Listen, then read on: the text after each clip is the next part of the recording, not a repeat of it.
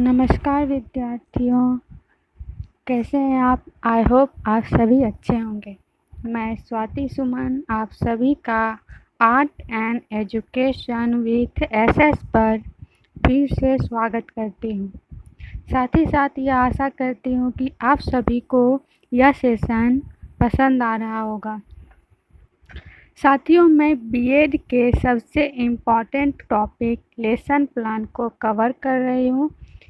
मैं मैथ से संबंधित टोटल 45 लेसन प्लान आप सभी के साथ शेयर करने वाली हूँ, जिसमें से मैंने 2 लेसन प्लान ऑलरेडी यूट्यूब पे अपलोड कर दिया है।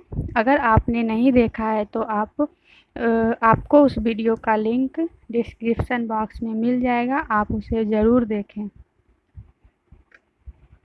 आज मैं तीसरा लेसन प्लान आप सभी के साथ शेयर करूंगी। अगर आपको हमारा ये सेशन पसंद आ रहा होगा तो इसे लाइक करें और अपने दोस्तों के साथ शेयर ज़रूर करें और इस चैनल को सब्सक्राइब करना ना भूलें।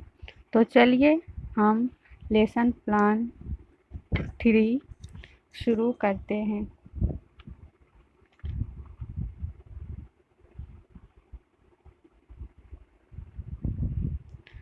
साथियों, आज हम तीसरा लेसन प्लान देखेंगे। यहाँ पे सब्जेक्ट वही रहेगा, गणित, प्रकरण, आंकड़ों का प्रबंधन, नाम, विद्यालय का नाम, कालांश, कक्षा। यहाँ पे अवधि आपको 40 मिनट लिखनी है। उसके बाद दिन और उसके बाद दिनांक।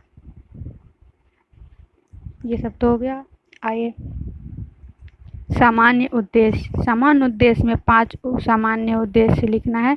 आपको मैंने बताया था कि सामान्य उद्देश्य विषय से संबंधित होता है, जिसमें है छात्र में गणित के प्रति रुचि उत्पन्न होगी, छात्रों में बौद्धिक और तार्किक क्षमता का विकास होगा, छात्रों में गणितीय दृष्टिकोण का विकास होगा,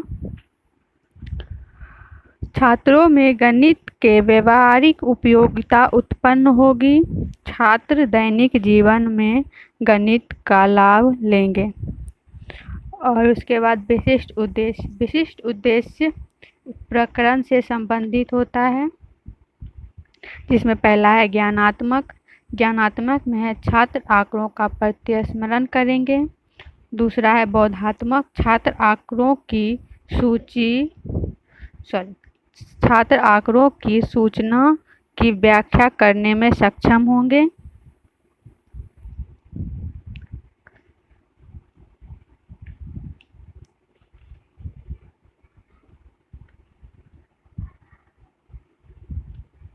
और अगला है अनुप्रयोगात्मक में छात्र आंकड़ों का विश्लेषण करना सीखेंगे। और चौथा है कौशलात्मक, छात्र आंकड़ों का प्रयोग दैनिक जीवन की समस्याओं का निराकरण करेंगे। अगला है शिक्षण विधि में 4 विधियां: व्याख्यान विधि, प्रदर्शन विधि, उदाहरण विधि, प्रश्नोत्तर विधि। सहायक सामग्री: scale, graph paper, chart paper, chalk, duster, श्यामपट्ट। पूर्व ज्ञान: सभी विद्यार्थी आरोही और अवरोही क्रम में सामान्य जानकारी रखते हैं। क्योंकि यह लेसन प्लान कक्षा 6 के लिए है, तो यहाँ पे बच्चे आरोही और अवरोही क्रम के बारे में ही जानेंगे। आगे प्रस्तावना प्रश्न में यहाँ पे छात्राध्यापिका कथन, जिसमें कि छात्राध्यापिका या छात्राध्यापक अपना प्रश्न करेंगे और इसमें छात्र या छात्रा प्रतिक्रिया, छात्र उसका उत्तर देंगे। पहला प्रश्न है आपको गणित पसंद है? तो फिर विद्यार्थी उत्तर देंगे हाँ। दूसरा है 20, 21, 25, 23, 26 किस क्रम में है? तो बच्चे आरोही क्रम बोलेंगे। तीसरा 30, 25, 20, 15, 10 किस क्रम में है? आरोही अवरोही क्रम में। और चौथा, गणित में किस सूचना के संदर्भ में संख्यात्मक सामग्री कहलाती है? तो इसका अस्पष्ट उत्तर, बच्चे इसका उत्तर नहीं दे पाएंगे। यहाँ पे हमारा प्रस्तावना प्रश्न खत्म हो जाता है। आगे यहाँ पे है उद्देश्य कथन। उद्देश्य कथन में है में हम बताएंगे कि आज हम कक्षा में क्या पढ़ाने वाले हैं। तो इसमें बच्चे उद्देश्य कथन में लिखा है मैंने, बच्चों आज हम आंकड़ों के प्रबंधन के बारे में पढ़ेंगे।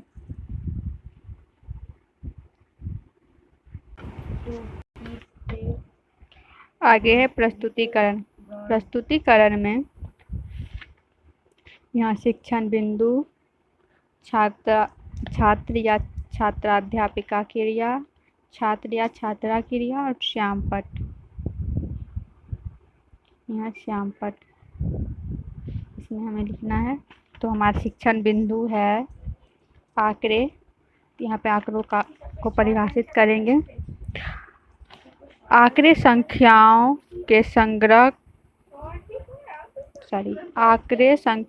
के वे संग्रह है जो सूचनाएं देने के लिए एकीकृत की जाती है। अब है उदाहरण। पहला उदाहरण है आपकी उपस्थिति दर्ज किए जाना आंकड़ा है जिसमें आज कक्षा में कितने विद्यार्थी हैं और कल कितने थे, इस बात का पता लगाया जाता है। दूसरा उदाहरण है आपके वर्ग के प्रत्येक विद्यार्थी का पसंदीदा विषय की सूची निम्न रूप से। नीचे हमने एक सूची बनाई है जिसमें प्रत्येक विद्यार्थी का नाम और उनके पसंदीदा विषय, जैसे राजकुमारी गणित, अन्नू हिंदी, रोजी विज्ञान, शिवानी हिंदी, इस प्रकार से सभी विद्यार्थी का नाम और उनके पसंदीदा विषय की हमने एक सूची बनाई है। और इधर छात्र या छात्रा क्रिया में हम लिखेंगे छात्र छात्रा ध्यान पूर्वक सुनेंगे एवं लिखेंगे। उसके बाद यहाँ पर सभी छात्र एवं छात्रा अपना नाम एवं पसंदीदा विषय के बारे में बताएंगे। और श्यामपट्ट पे हम आंकड़े का जो यहाँ हमने परिभाषा लिखा है उसी को यहाँ पे लिख देंगे। और इस सूची को भी, ये सूची काफ़ी बड़ा है इसलिए हमने श्यामपट्ट पर नहीं बनाया है। आगे शिक्षण बिंदु में हम यथा प्राप्त आंकड़े की परिभाषा बताएंगे। उपयुक्त आंकड़ों को हम यथा प्राप्त आंकड़ा कहते हैं, अर्थात अव्यवस्थित ढंग से प्राप्त आंकड़े को यथा प्राप्त आंकड़े कहते हैं। जैसे कि यहाँ पे ये आंकड़ा यथा प्राप्त आंकड़ा कहलाएगा।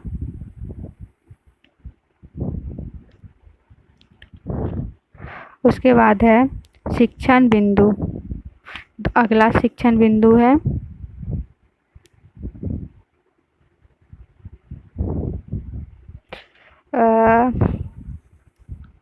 आंकड़ों का संगठन। आंकड़ों का संगठन में उपयुक्त बने पसंदीदा विषय की सूची को निम्न रूप से संगठित किया जा सकता है, जिसको देखिए हमने इस प्रकार से एक उपयुक्त सभी आंकड़ों को संगठित किया, जिसमें यहाँ विषय का नाम, छात्रों की संख्या, जैसे कि गणित कितने विद्यार्थियों को पसंद है उतना टिक यहाँ पे 9 चिन्ह लगा देंगे, जैसे 4 विद्यार्थी को। विज्ञान 3 विद्यार्थी को, तो इसलिए 3 बार हमने इस तरह से चिन्ह दिया है। हिंदी 3 विद्यार्थी को, अंग्रेजी 5 को, संस्कृत 1 को, सामाजिक विज्ञान 1 को। उसके बाद हम विकासात्मक प्रश्न करेंगे। उपयुक्त सारणी में सर्वाधिक पसंदीदा विषय कौन सा है? तो यहाँ पे इसका उत्तर होगा अंग्रेजी। छात्र छात्रा क्रिया में होगा ध्यानपूर्वक सुनेंगे, देखेंगे, समझेंगे एवं लिखेंगे। और श्याम पट्ट पे हम यहाँ पे यथा प्राप्त आंकड़े की परिभाषा, उसके बाद यहाँ पे शिक्षण बिंदु को भी लिख देंगे, आंकड़ों का संगठन। और आगे दूसरा प्रश्न है, सबसे कम पसंद किए जाने वाला विषय कौन सा है? सबसे कम पसंद किया जाने वाला विषय है संस्कृत और सामाजिक विज्ञान। आप देख सकते हैं संस्कृत और सामाजिक विज्ञान को केवल एक विद्यार्थी ही पसंद कर रहे हैं, इसीलिए। और फिर दूसरा प्रश्न है,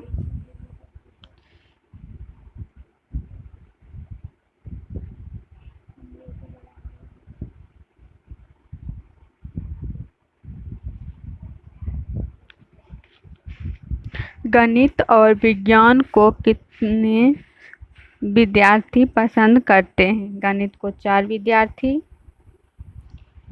और विज्ञान को 3 विद्यार्थी। उसके बाद अब मिलान चिन्ह के बारे में बताएंगे। उपयुक्त पसंदीदा विषय को की सारणी को निम्न तरीके से मिलान चिन्ह सारणी बनाई जा सकती है। मिलान चिन्ह यानी कि टैली मार्क। टैली मार्क में मैं थोड़ा सा आपको बता देती हूँ टैली मार्क के बारे में। जैसे टैली मार्क में 1 को इस प्रकार से लिखा जाता है, 2 को इस प्रकार से, 3 को इस प्रकार से, 3 खड़ी रेखा, और 4 को 4 में 4 खड़ी रेखा इस तरह से लिख देंगे। तो ये 4 हो गया। और 5 में हम 4 इस प्रकार से खड़ी रेखा और इन चारों रेखाओं को इस प्रकार से कट कर देंगे, तो इसको हम 5, ये 5 बन गया। और अगर 6 लिखना हो तो हम जैसे अपने 5 इस तरह से लिख देंगे, ये 5 हो गया इस तरह से, और एक खड़ी रेखा बगल में, इसको हम 6 बोलेंगे। इस प्रकार से और भी संख्याएं हम मिलान चिन्ह के रूप में लिख सकते हैं। ये जो सारणी हमारे पास है देख सकते हैं आप, इसी को हमने मिलान चिन्ह के रूप में इधर दर्शाया है इस तरह से।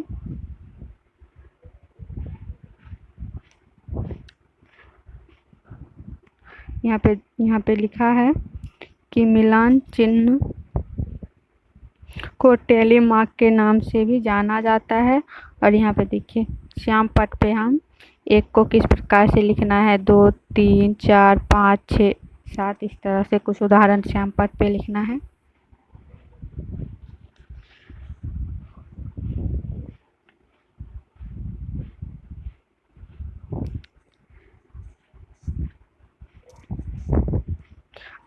आगे है आंकड़ों का प्रबंधन।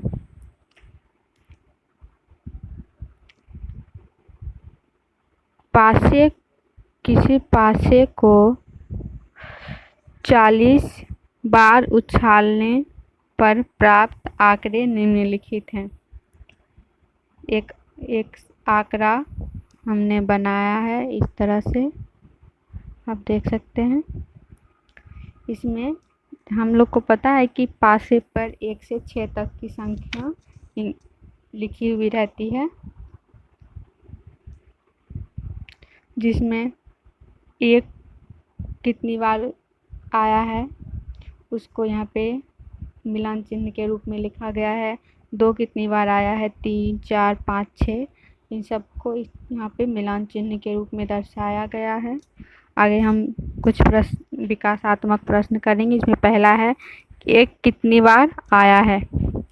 देख सकते हैं आप यहाँ पे 1 है, 5 और 3 8, तो 1 जो है 8 बार आया है।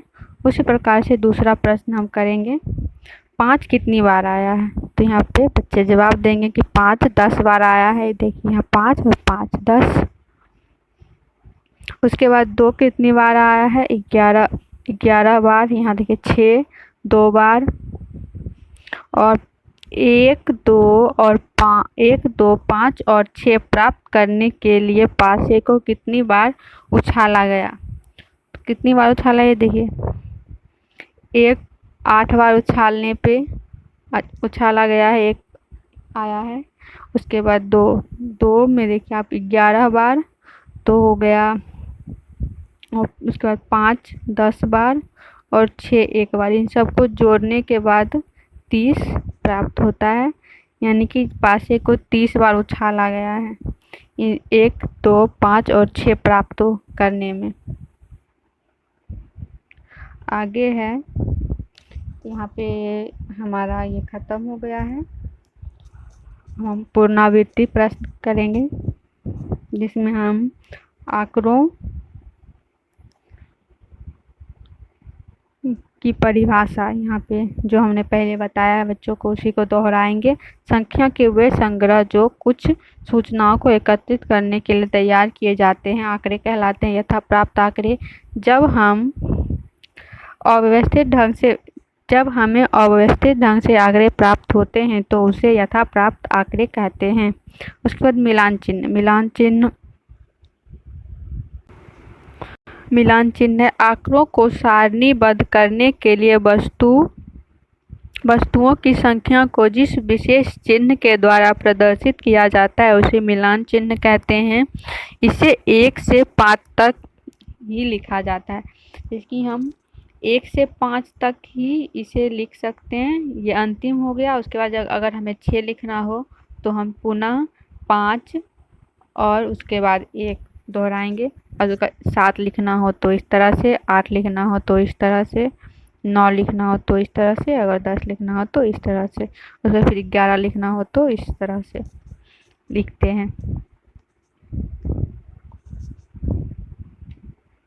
उसके बाद श्यामपट्ट में हम इसी तरह से आंकड़ों का उदाहरण, उपस्थिति कुंजी यानी कि रजिस्टर, जनगणना।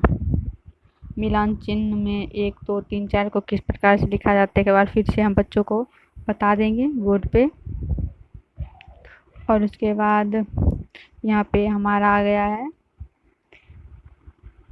मूल्यांकन प्रश्न। मूल्यांकन प्रश्न में पहला प्रश्न है, मिलान चिन्ह को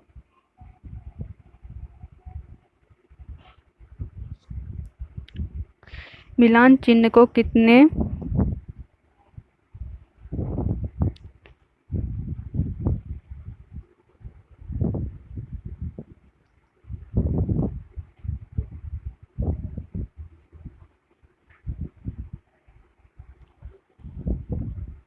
मिलान चिन्ह को कितने अंक तक लिखने के बाद पुनरावृत्ति होती है? तो बच्चे इसका जवाब देंगे 5। अव्यवस्थित ढंग से प्राप्त आंकड़े क्या कहलाते हैं?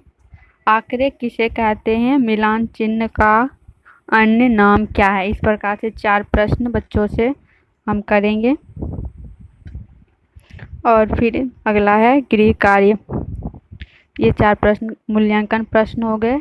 आगे गृह कार्य देना अनिवार्य होता है, जिसमें पहला प्रश्न है, निम्न सारणी को पूरा करें। इस प्रकार से एक सारणी देंगे जिसमें कि किसी खेल और उसमें विद्यार्थियों की संख्या को दर्शाया गया है।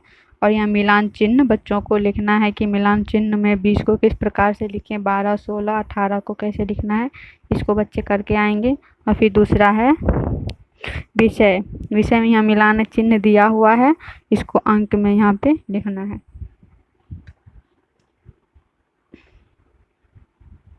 इस प्रकार से हमारा आज का लेसन प्लान तीसरा ख़त्म हो गया है। अगर आपको ये लेसन प्लान पसंद आया हो तो इस वीडियो को लाइक ज़रूर करें। और मैं साथ में आपको बताना चाहती हूँ कि मैंने जो अभी तक में लेसन प्लान पहला, दूसरा और तीसरा अपलोड किया है, उन तीनों लेसन प्लान का PDF आपको डिस्क्रिप्शन बॉक्स में मिल जाएगा। तो अगर आपको PDF की आवश्यकता हो तो आप डिस्क्रिप्शन बॉक्स में जाके उसे वहाँ से डाउनलोड कर सकते हैं। और इस वीडियो को अपने दोस्तों के साथ शेयर करें।